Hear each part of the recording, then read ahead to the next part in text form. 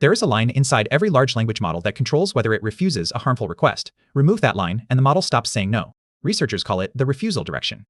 Early work found it by comparing how the model activates on harmful versus harmless inputs. The difference gave a single vector. Subtract it from the weights, and the model complies.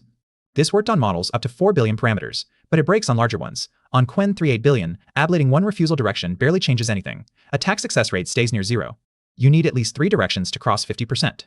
A new paper shows that refusal in large reasoning models lives in a multidimensional subspace, not a single line. And it introduces a method called RFM AGOP that finds these directions in seconds on a laptop versus hours for the previous best approach. Here is how RFM AGOP works.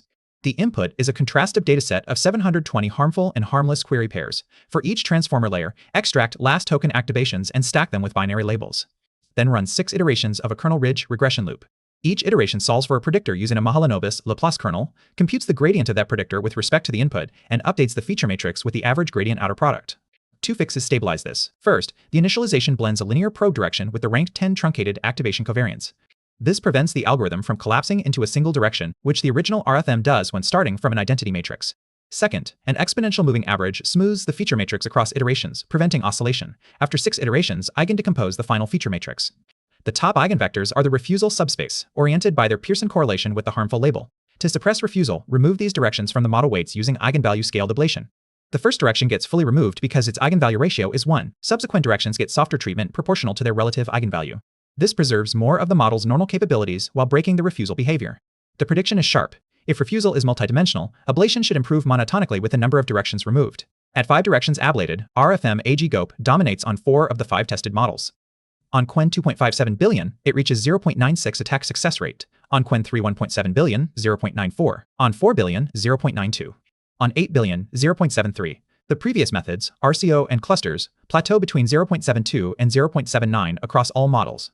But the critical finding is the scale dependence. On Qwen 38 billion, a single direction only reaches 0.20 attack success rate regardless of which method extracts it. Random directions do not reduce refusal at all on 8 billion or 14 billion. Refusal in large reasoning models is genuinely multidimensional. The speed difference is the method's reason for existing. RFM AGOP needs roughly 5 times 10 to the 9th floating point operations, dominated by the kernel matrix construction. That runs in seconds on a 4090 laptop with 16 gigabytes of VRAM. The competing method, RCO, needs roughly 10 to the 18th operations for full forward and backward passes. That takes hours on the same hardware. For reasoning models whose chains of thought reach 8,000 tokens, RCO is often completely infeasible. RFM AGOP makes multidimensional refusal analysis accessible to anyone with a consumer GPU. But there is an honest negative result. The paper tested whether these extracted directions can also induce refusal by adding them to the activation, instead of removing them. The first eigenvector reliably induces refusal when added. The second induces refusal on some sentences, but quickly produces garbage output. The third and fourth show no meaningful behavior change. The fifth is 0 everywhere. It does nothing. The authors explicitly flag this asymmetry between ablation and steering. Ablation with 5 directions breaks refusal cleanly.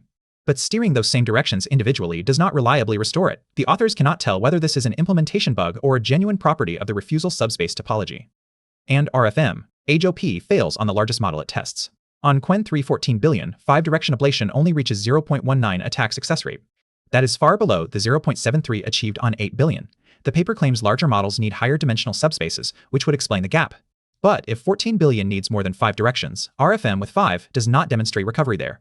And the competing RCO method was never run on 14 billion at all due to insufficient compute, so there is no baseline to compare against. The 14 billion row is an open problem, not evidence. Now, the honest caveats. The measurement problem is the main weakness, and the authors say so plainly. LLM as judge is expensive, and the 2 judges, Mistral Nemo and Gemini Flash, agreed only 84% of the time. Simple heuristics like detecting the word sure fail on Qwen 3, which starts every chain of thought with the word OK. The method is tested almost entirely on the Qwen family. Generalization to other architectures is unknown, and neither the code nor the dataset has been released publicly. RFM AGOP confirms that refusal in large language models is not a single direction but a multidimensional subspace. One direction works for models up to 4 billion. At 8 billion and above, you need at least 3, probably more. The method runs in seconds on a laptop. But it breaks down on 14 billion, and the steering asymmetry remains unexplained.